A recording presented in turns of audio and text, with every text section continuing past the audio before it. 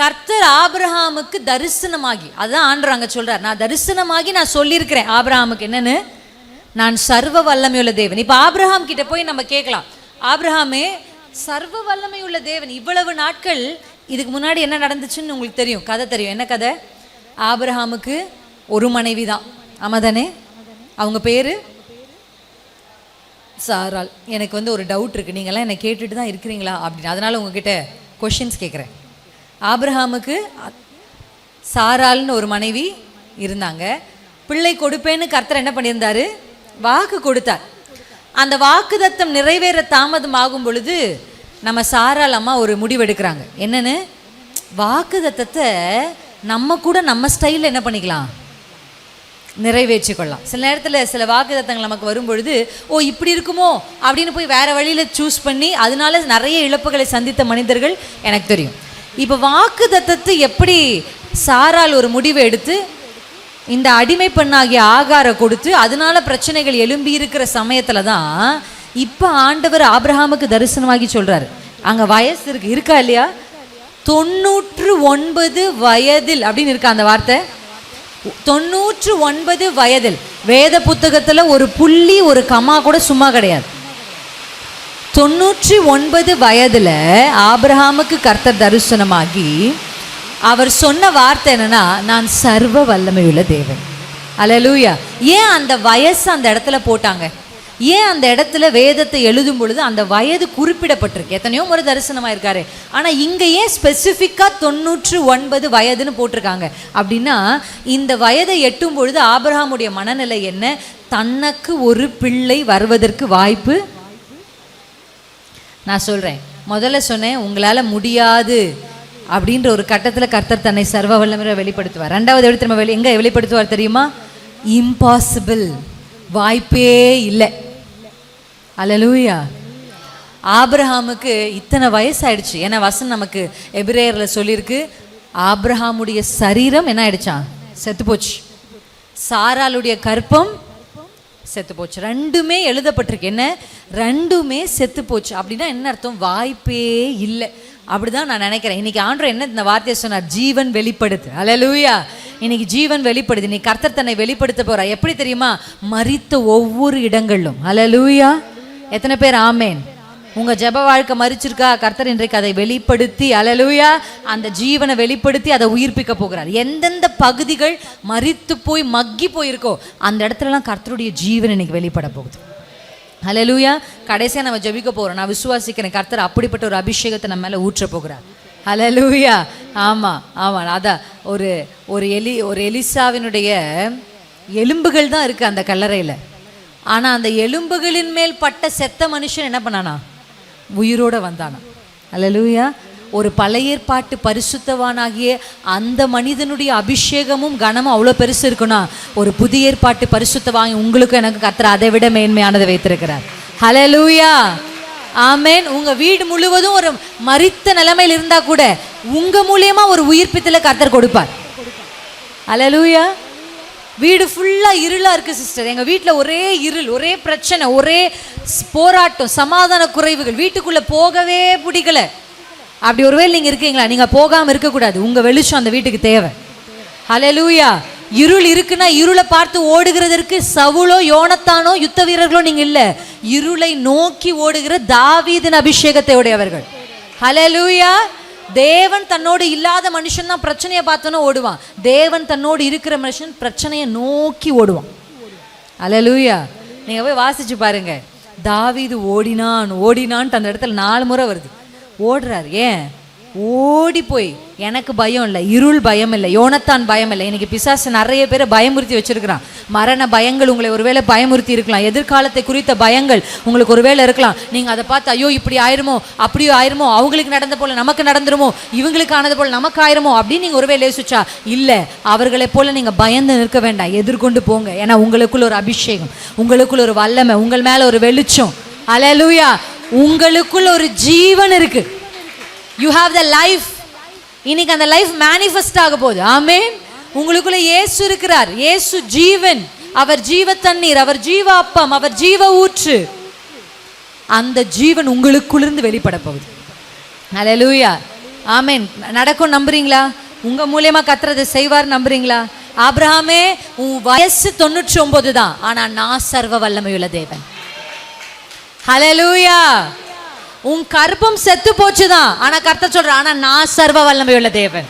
ஹல்லேலூயா. உனக்கு படிப்பே இல்லத்தான், ஆனா நான் சர்வ வல்லமையுள்ள தேவன். எத்தனை பேர் ஆமென்னு சொல்லுவீங்க?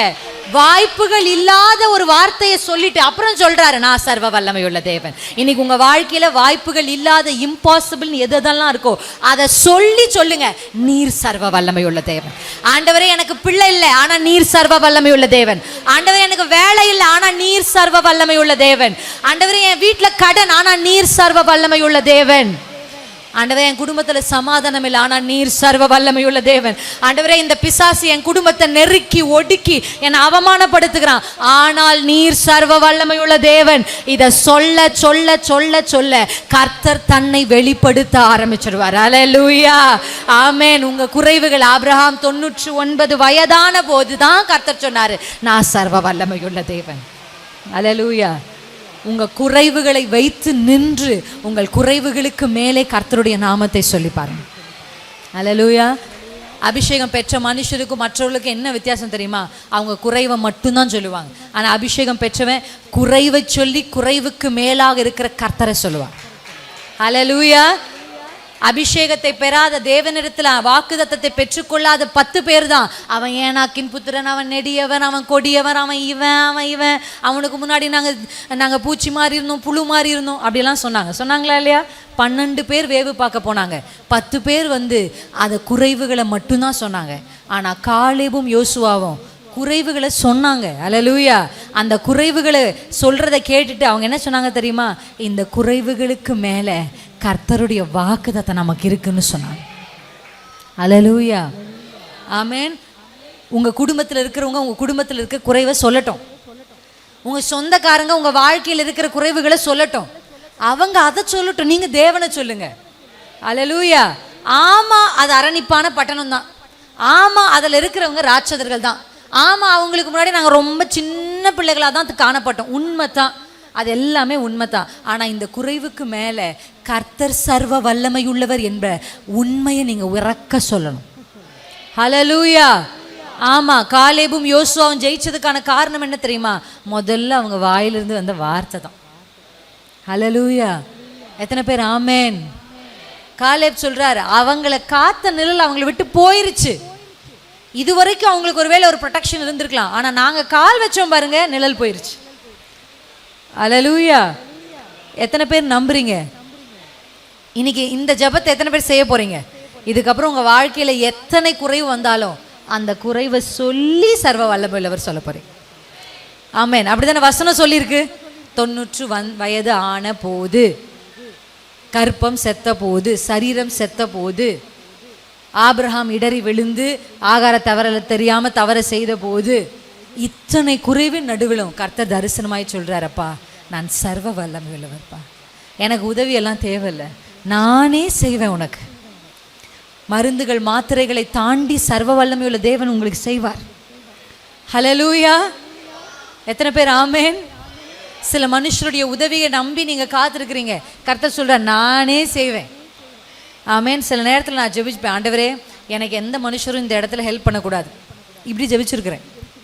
ஏன்? இன்னைக்கு ஹெல்ப் பண்ணிடுவாங்க, இன்னைக்கு ஒரு 10,000 கொடுத்துருவாங்க, 10,000 தான் கொடுப்பாங்க, சரிங்களா? இன்னைக்கு ஒரு 10,000 கொடுத்துட்டு நாளைக்கு உங்கள் பிள்ளைங்க ஒரு பெரிய ஸ்தானத்தில் இருக்கும்போது என்ன சொல்லுவாங்கன்னு நினைக்கிறீங்க? நான் மட்டும் இல்லைண்ணா, இது எங்கே இருந்திருக்கும் தெரியுமா? என்னால் தான் இருவாங்க. பார்த்துருக்கீங்களா அப்படிப்பட்டவங்கள? அப்படிப்பட்டவர்களுக்கு நான் ஒரு பேர் வச்சிருக்கிறேன். என்ன தெரியுமா? கனத்திருடர்கள். என்னது? திருடர்கள் தான் நான் அவங்கள சொல்லுவேனே. ஏன்? கர்த்தருக்குரிய கணத்தை திருடிப்பாங்க. கர்த்தர் தானே செஞ்சார். நம்ம கொடுத்த 10,000 அந்த பிள்ளைய போய் அந்த இடத்துல உட்கார வச்சுச்சு. படிக்க 10,000 கொடுத்துருக்கலாம், படிச்சது அந்த பிள்ளை இல்லையா?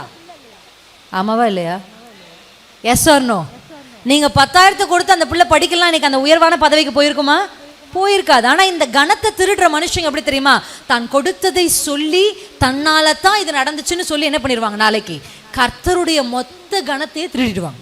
அந்த பிள்ளை போய் கர்த்தர் எனக்கு இதை செய்தார்னு சொல்லும் போது, கர்த்தர் எங்க செஞ்சாரு, நான் தானே 10,000 கொடுத்தேன் அப்படின்னு சொல்லி உடனே ஆண்டவருடைய கணத்தை திருடிடுவாங்க. அதனால நான் சில நேரத்தில், சில சூழ்நிலைமைகளில், சில காலகட்டத்தில் இப்படி ஜெபிச்சிருக்கிறேன், ஆண்டவரே எனக்கு யாருமே உதவி செய்யக்கூடாது இந்த இடத்துல. ஏன் தெரியுமா, நீர் சர்வ வல்லமை உள்ளவர் இல்லை, நீர் எல்ஷடா இல்லை, நீரே செய்வின்னு சொன்னீர் இல்லப்பா. ஹல்லேலூயா. அப்படி நான் ஜெபிச்ச ஒரு சில காலகட்டங்களில் கர்த்தர் உண்மையாகவே அந்த ஜெபத்தை கேட்டார். இன்னைக்கு ஒருவரும் நின்று பிரின்சியை நான் தான் பெரியவன் ஆக்கினேன் என்று ஒருத்தருமே சொல்ல முடியாது. ஹல்லேலூயா. நீங்கள் ஜெபம் பண்ணோம், ஆண்டவரே உங்கள் கணத்தை யாரும் திருடாதபடி என்னை ஆசீர்வதி, என் பிள்ளைகளை ஆசீர்வதி, என் குடும்பத்தை ஆசீர்வதி. அப்படி ஒருவரால் நமக்கு ஒரு உதவி வரணும்னா கூட அவங்க இந்த கணத்திருடிகளாக இல்லாதபடி இருந்தால் நல்லாயிருக்கும். ஹல்லேலூயா. அதனால தான் ஆபிரகாம் 2 கையும் உயர்த்தி சொல்கிறார், அப்பா உன் காசு உன் பணம் ஒரு சரட்டை கூட எனக்கு வேண்டாம் உங்ககிட்ட இருந்து. ஏன்னா ஒரு நாள் வந்து நீ தான் ஆபிரகாமை நீ தான் பெரிய ஆளாக்கிறேன்னு சொல்லிடுவேன், எனக்கு எதுவுமே வேண்டாம், என்னை கர்த்தர் நல்லா வச்சுருக்கிறார். ஹல்லேலூயா. ஆமென். ஆமாம். ஒரு சில இப்போ அது எப்படி இருக்குன்னு தெரில, இந்த டைம் ரொம்ப ஸ்ட்ரிக்டாக இருந்தாங்க. ஆனால் நான் காலேஜ் படிக்கிற டைமில் இந்த ஓட்டு போடுறதுக்கெலாம் நிறைய காசு கொடுப்பாங்க, பார்த்துருக்கீங்களா? கொடுப்பாங்க. அப்போ ஓட்டு போடுறதுக்காக நான் போகும்பொழுது ஒரு ஆண்டி வந்து, அவங்க வந்து அரசியல் கட்சியில் இருக்கிறவங்க, அந்த கட்சியிலேருந்து எங்களுக்கு தெரிஞ்ச ஒரு ஆண்டி தான். அந்த ஆண்டி வந்து என்ன சொன்னாங்க, நீ போட்டுட்டு வந்துரு மக்களே, நமக்கு போட்டுட்டு வந்துரு, நான் அவனுக்கு வந்து உனக்கு என்ன பண்ணுறேன் 2,000 தரேன். அப்படி எங்கே ஓட்டு போகிறதுக்கு உள்ளே போகிறதுக்கு முன்னாடி. அப்போ நான் சொன்னேன், ஆண்டி ஆண்டவர் என்னை நல்லா வச்சுருக்கிறார், ஆண்டி என்னை நல்லா வச்சுருக்கிறேன், நானும் என் குடும்பம் நல்லா இருக்கும், இந்த காசு எனக்கு வேண்டாம், நான் என் மனசுக்கு யார் தெரியுது நான் ஓட்டு போட்டு வரேன் அப்படி சொல்லிட்டு நான் உள்ளே போயிட்டேன். அப்போ நான் வந்து காலேஜ் ஃபஸ்ட் இயர் அப்போ தான். அப்போ இதை வந்து அவங்க கேட்டுட்டு கொஞ்சம் அவங்களுக்கு முகம் மாறிடுச்சு, போயிட்டாங்க. எங்கள் அம்மா கிட்ட சொல்லியிருக்காங்க, என்ன உங்கள் பிள்ளை இப்படி சொல்லிடுச்சு, காசை இப்படி சொல்லிடுச்சு அப்படின்னு. தேவைகள் நமக்கு 1000 இருக்கலாம், ஆனால் அந்த இடத்துல அந்த காரியத்துக்கு என்ன நோ. நான் உங்களுக்கு சொல்கிறேன் பாருங்கள், சில நேரத்தில் நம்ம சொல்லுகிற நோ மற்றவங்களுக்கு ஒரு பெரிய பாடத்தை கற்றுக் கொடுக்கும். கர்த்தரை அறியாதவங்களுக்கு ஒரு பாடத்தை கற்றுக் கொடுக்கும். நாங்கள் நல்லா இருக்கோம், இந்த காசு எங்களுக்கு தேவையில்லை, இதை வச்சு நான் ஒன்றும் பண்ண போகிறதில்ல. ஒரு சின்ன பிள்ளையாக இருந்தாலும் அந்த வார்த்தையை அந்த பிள்ளை அப்படி சொல்லிடுச்சே, அந்த பிள்ளை அப்படி சொல்லிடுச்சே அப்படின்னு போய் எங்கள் அம்மா கிட்ட சொல்லியிருக்காங்க. அந்த மாதிரி தான் நம்ம வாழ்க்கையில் நான் இப்படி சொல்லுவேன், நிறைய இடத்துல சொல்லியிருக்கேன், மறுபடியும் சொல்கிறேன், நமக்கு வருகிற எல்லா ஆசீர்வாதமே கர்த்தரிடத்துலேருந்து வருகிறது அல்ல. நல்லா தெரிஞ்சுக்கோங்க. எல்லா வேலையும் கர்த்தர் கொடுக்கறது இல்லை, எல்லா ஆசீர்வாதமும் கர்த்தர் கொடுக்கறது இல்லை. ஒரு ஆசீர்வாதம் நம்ம கதவை தட்டும் பொழுதே, கர்த்தாவே இதை நீர் தான் அனுமதித்தீரா, உம்மிடத்தில் தான் வருதான்னு கேட்கணும். ஏன்னா இதே ஆசீர்வாதம் நமக்கு சாபமாக மாறிடும். இதே ஆசீர்வாதம் நம்மளை தேவனுக்கு தூரம் கொண்டு போயிடும். இதே ஆசீர்வாதம் நமக்கு நிறைய பிரச்சனைகளை கொண்டு வரும். அதனால் ஒவ்வொரு பிளெஸ்ஸிங்ஸ், ஒரு காரியத்தையும் கர்த்தர் செய்கிறாரா என்ற அந்த ஆலோசனை. ஆமென். எல்ஷடாய். இன்னைக்கு ஆண்டவங்களுக்கு எப்படி வெளிப்படுத்துக்கு நிறைய வசனங்கள் எடுத்துகிட்டு வந்தேன், நேரம் இல்லை. ஹல்லேலூயா. ஆபிரகாமுக்கு தன்னை 99 வயதில் தன்னை சர்வ வல்லமை உள்ளவர் என்று வெளிப்படுத்தின அந்த கர்த்தர் அவருக்கு முன்னாடி ஒரு வார்த்தையை சொன்னார். அந்த வாசனத்துடைய கடைசி பகுதி வாசிக்கலாமா? 17:1. உத்தமனாயிரு. ஹல்லேலூயா. ஆமென். நான் சர்வ வல்லமையுள்ள தேவன், நீ எனக்கு முன்பாக நடந்து கொண்டு உத்தமனாயிரு. ஹல்லேலூயா. யாருக்கு கர்த்தர் தன்னை சர்வ வல்லமை உள்ளவராய் வெளிப்படுத்துவார் என்பது ரொம்ப முக்கியம். ஹல்லேலூயா. எல்லாருக்கும் போய் எல்லாத்தையும் நீங்க செய்வீங்களா? நீங்க செய்வீங்களா சகோதரரை சொல்லுங்க. எல்லா வீட்டுக்கு போய் எல்லாத்தையும் செய்வீங்களா? செய்ய மாட்டீங்க. யாருக்கு எதை செய்யணும்னு உங்களுக்கு நல்லா தெரியும். ஆமா தானே? ஒரு வீட்டில் ஒரு டப்பால சின்ன சாப்பிட்ற பண்டம் வச்சிருந்தா கூட அதை யாருக்கு எவ்வளோ கொடுக்கணும், யாருக்கு கொடுக்கக்கூடாது, யார்கிட்ட மறைக்கணும்னு நமக்கு தெரியும். நமக்கே தெரியும். ஆண்டவர் சொல்றார், நான் எல்லாருக்கும் சர்வ வல்லமை உள்ள தேவன் அல்ல, எனக்கு முன்பாக நடக்கிற உத்தமனுக்கு நான் சர்வ வல்லமை உள்ள தேவன். ஆண்டவர் அங்கே ஒரு கண்டிஷன் ஆபிரகாம் வைக்கிறார். ஆபிரகாமே நீ 99 வயது தான், ஆனால் நான் சர்வ வல்லமை உள்ள ஒரு தேவன் தான், ஆனால் நீ எனக்கு முன்னாடி உத்தமனாக இருந்தாதாம்மா என்னை நான் உனக்கு அப்படி வெளிப்படுத்த முடியும். ஹல்லேலூயா. ஆமென். இன்றைக்கு கர்த்தர் இந்த ராத்திரி வேளை வசனம் முடியும் போது கர்த்தர் உங்ககிட்ட சொல்றார், கர்த்தருக்கு முன்பாக உத்தமனாய் நடக்கிறதுக்கு உங்களை நீங்கள் என்ன பண்ணணும்? பக்குவப்படுத்தணும். எத்தனை பேர் ஆமேன்னு சொல்கிறீங்க? மனுஷ குணம் வந்து எதையுமே குறுக்கு வழியில் தவறான வழியில் அப்படி தான் யோசிக்கும், அது சுபாவம். ஆனால் அந்த சுபாவத்தை கட்டுப்படுத்தி தேவனுடைய சித்தத்தை வெளிப்படுத்துறது தான் என்னது? ஆவிக்குரிய மனுஷன். ஹல்லேலூயா. மாம்சமும் ஆவியும் போராடும் பொழுது ஆவியானவருக்கு இடம் கொடுத்து, அப்பா நான் உத்தமானதை செய்கிறேன். ஆகாரை வந்து சாரால் நிறுத்தும் போது என்ன சொல்லியிருக்கணும்? ஆபிரகாம் இல்லை, கர்த்தர் எனக்கு சொன்னார், நம்ம 2 பேரும் அழைக்கும் போது தான் அதை செய்வேன்னு சொல்லியிருக்கிறார் அப்படின்னு அவர் நோ சொல்லணும். அந்த இடத்துல அவர் சொல்லாத அந்த நோக்காக தான் ஆண்டவர் சொல்கிறார், நீ என் முன்னாடி உத்தமனாயிரு. சில இடத்துல நீங்கள் எஸ் சொல்லிட்டீங்க, தெரியாமல் தவறான சில இடங்களில், தவறான சில நபர்களுக்கு, தவறான சில ஆலோசனைகளுக்கு, தவறான சில பண பரிமாற்றங்களுக்கு நீங்கள் எஸ் சொல்லிட்டீங்க. அன்பின் அடிப்படையில், உறவுகள் அடிப்படையில், ஐயோ இந்த உறவு போயிருமே நீங்கள் சொன்ன அந்த எஸ் தான் இன்னைக்கு ஆண்டவர் முன்னாடி நின்று சொல்கிறாரு, நான் சர்வ வல்லமையுள்ள தேவராய் என்னை வெளிப்படுத்த ஆயுத்தம், ஆனால் நீ உன் வழிகளை செவ்வையாக்கி எனக்கு முன்னாடி உத்தமனாயிரு. ஹல்லேலூயா. நீ அந்த இடத்துல செய்யக்கூடாது செஞ்சுட்ட, இன்னைக்கு அதுக்கு மன்னிப்பு கேட்டு கர்த்தரோடு ஒப்புரவாகி, ஆண்டவரே நான் அப்படி பேசியிருக்க கூடாது, அப்படி நான் செஞ்சிருக்க கூடாது, அந்த காரியத்தில் நான் தலையிட்டு இருக்க கூடாது, அப்படி நான் என்ன பண்ணியிருக்க கூடாது, நடந்திருக்க கூடாது, நான் உமக்கு முன்பாக உத்தமனாய் நடக்க இன்றைக்கு என்னை ஒப்பு கொடுக்கிறேன் நீங்க சொல்லுங்க. கர்த்தர் தன்னை எல் ஷடாய் வெளிப்படுத்த அவர் ஆயத்தமாக இருக்கிறார். நீங்க சொல்லி அவருக்கு முன்னாடி நில்லுங்க, கர்த்தர் தன்னை வெளிப்படுத்தி உங்களுக்காக சகலத்தையும் செய்வார். ஆயத்தமா இருக்கீங்களா? என்னோடு கூட சேர்ந்து எழுந்து நின்று கர்த்தருக்கு சித்தமான அடுத்த பகுதிகளை இதை தொடர்ச்சியோ இல்லை கர்த்தர் சொல்லுகிற வார்த்தையோ நான் உங்களுக்கு பிரசங்கிப்பேன். எழுந்து நிற்போமா? El Shaddai, El Shaddai. உங்கள் மனசில் ஓடுறதெல்லாம் என்ன தெரியுமா? El Shaddai. இந்த எல் ஷடாய் யார் தெரியுமா? வெறும் கோலும் கையுமா இருந்த மோசையை கொண்டு லட்சங்களை வெளியே கொண்டு வந்து ஆசிர்வதித்த அந்த எல் ஷடாய். கர்ப்பம் செத்து சரீரம் செத்த மனுஷனை கொண்டு திரளான வானத்து நட்சத்திரங்களை போல சந்ததியை பெருகச் செய்த எல் ஷடாய். மனுஷரால் செய்ய முடியாது, இந்த காரியத்திற்கு வாய்ப்பே இல்லை அப்படின்னு உலகம் சொல்லும்போது தான் கர்த்தர் தன்னை எல் ஷடாயாய் வெளிப்படுத்தி இருக்கிறார். பல இடத்துல அப்படி வெளிப்படுத்தி இருக்கிறார். இன்னைக்கு 2 சம்பவம் தான் நம்ம பார்த்துருக்கிறோம்.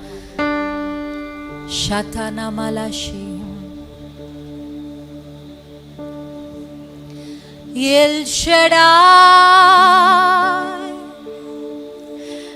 எல் ஷடாய், சர்வவல்ல தேவனே. இப்ப எப்படி பாடணும்னு நான் சொன்னேன், மான்கள் கதறுவது போல.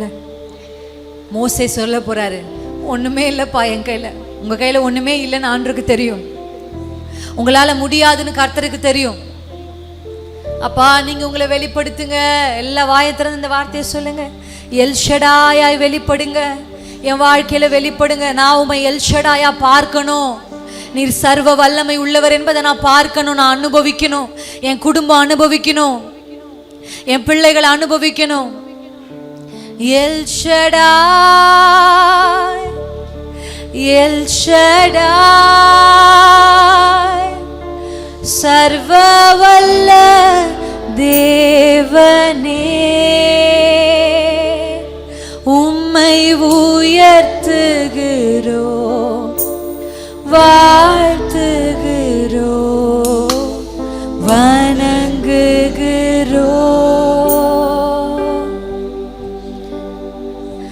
உம்மை உயர்த்துகிறோம், வாழ்த்துகிறோம், வணங்குகிறோம். சந்திரபாலா கொஞ்ச நேரம் அந்நிய பாஷையில பேசி ஒரு நிமிஷம். நிபதனா ஷிகேலா சேதரலா ரிகானா சத்தத்தை உயர்த்தி நல்லா கொஞ்ச நேரம், ஒரே ஒரு 2 நிமிடம்.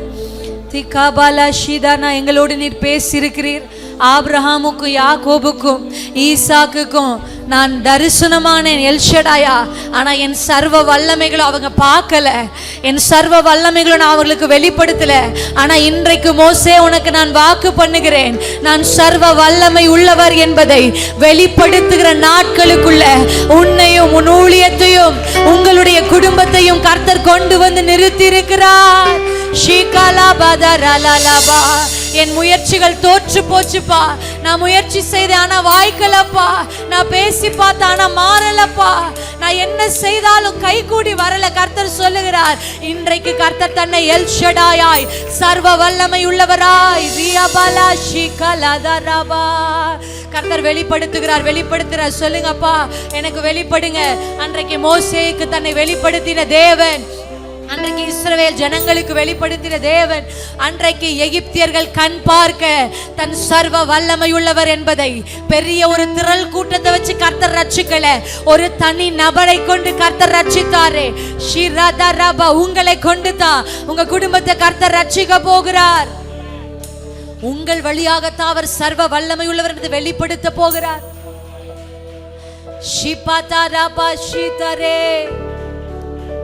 நீர் சர்வ வல்லமை உள்ளவர், தம்மை வெளிப்படுத்துவி.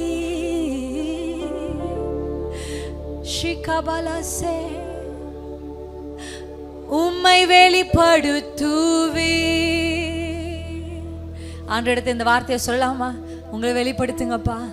உம்மை வெளிப்படுத்துவி. கர்த்தர் தன்னை வெளிப்படுத்த அவர் ஆயத்தமாயிருக்கிறார். அவர் தன்னை வெளிப்படுத்த ஆயத்தமாயிருக்கிறார். தன் கிரியைகளை காண்பிக்க ஆயத்தமாயிருக்கிறார். தன் பலத்த கையை உங்களுக்கு வெளிப்படுத்த ஆயத்தமாயிருக்கிறார். தன் ஓங்கிய புயத்தை அவர் வெளிப்படுத்த ஆயத்தமாயிருக்கிறார். பேசுகிறவராய் மாத்திரமல்ல, வாக்குத்தத்தத்தை கொடுக்கிறவராய் மாத்திரமல்ல, வாக்குறுதிகளை நிறைவேற்றுகிறவராயும் அவர் வந்திருக்கிறார். அவர் கிரியை செய்கிறவராய் வந்திருக்கிறார். அவர் செயல்படுகிறவராய் வந்திருக்கிறார். நம்ம சத்தம் அவர் சிங்காசனத்தை அசைக்கணும். அப்பா, நீர் இனி அமர்ந்திருக்க கூடாது, எழுந்தருளும். எனக்காய் கிரியை செய்ய எழுந்தருளும். நீர் அமர்ந்து சொன்ன வார்த்தைகளை நீர் எழுந்து நிறைவேற்றும்.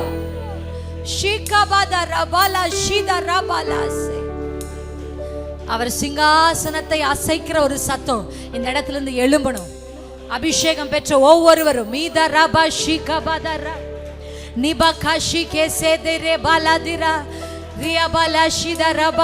எனக்கு குறைவு இருக்கிறது உண்மைதான்ப்பா, ஆனா நீங்க எல் ஷடாய். எனக்கு 99 வயதானது உண்மைதான், ஆனா நீர் எல் ஷடாய். என் சூழ்நிலைமைகள் உண்மைதான், ஆனா நீர் எல் ஷடாய். நான் தவறு செய்தது உண்மைதான், ஆனா நீர் எல் ஷடாய். ஆனால் நீர் எல் ஷடாய் அல்லவோ.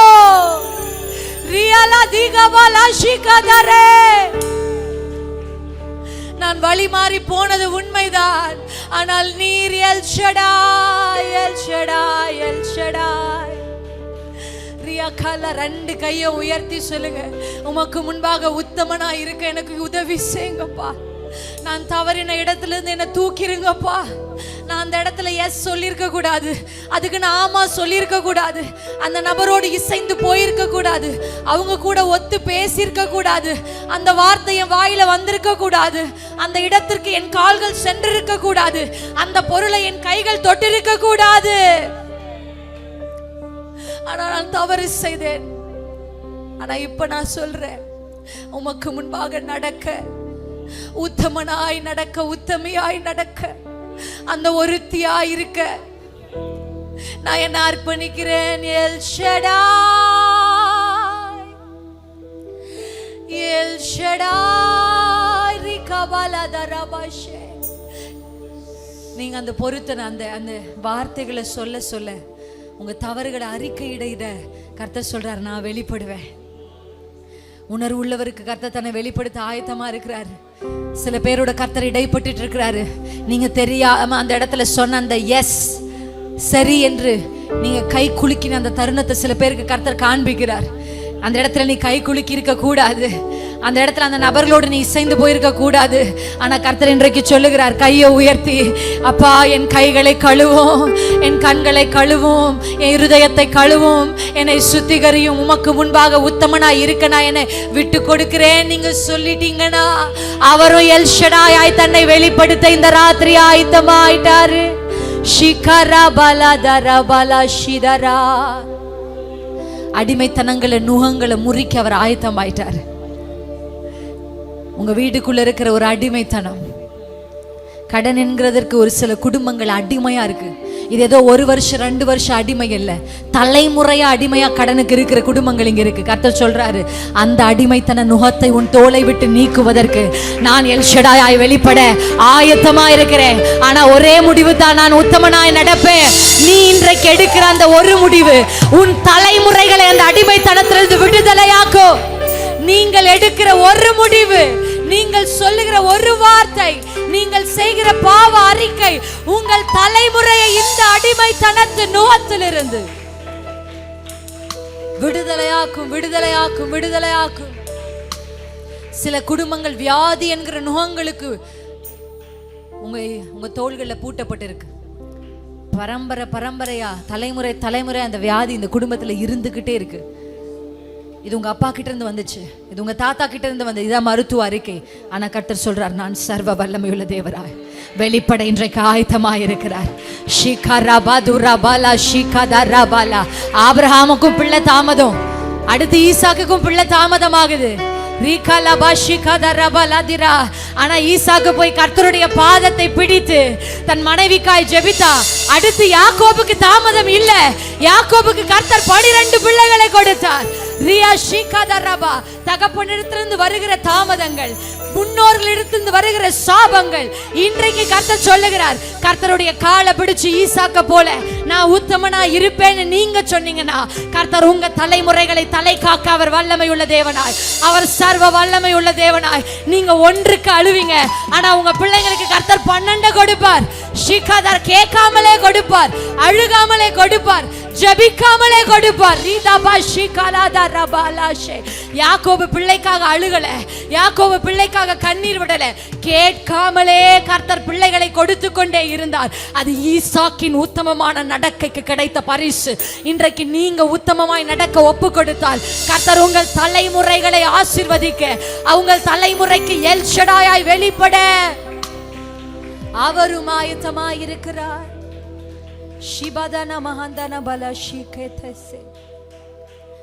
கர்த்தாவே, உம்முடைய ஊழியக்காரியாய் நீர் சொன்ன வார்த்தையை சொல்லிவிட்டேன்பா. ஒவ்வொருடைய வாழ்க்கையிலும், தனிப்பட்ட வாழ்க்கையிலும், குடும்பத்திலும், ஊழியத்திலும், எங்க வாழ்க்கையிலும் நீங்க வெளிப்படுங்க. எல் ஷடாயா வெளிப்படுங்க. இன்றைக்கு கொடுத்து நாளைக்கு மெச்சிக்கொள்ளுகிற மனுஷர்கள் வழியாய் அல்ல, சொன்னதை செய்து செய்ததை சொல்லி காண்பிக்காத உம்மிடத்துல கனத்திருடர்கள் மத்தியில நீரே செய்தீர் என்பதை நிரூபிக்கிற எல் ஷடாயா வெளிப்படுங்கப்பா. கர்த்தர் நீர் அப்படி செய்து உம்முடைய நாமத்தை எங்கள் வழியாய் மகிமைப்படுத்தும் நாங்கள் அர்ப்பணிக்கிறோம். கைகளை தட்டி இயேசு கிறிஸ்துவின் நாமத்தில் ஜெபிக்கிறோம் பிதா. நல்லா கைகளை தட்டி எல் ஷடாய்.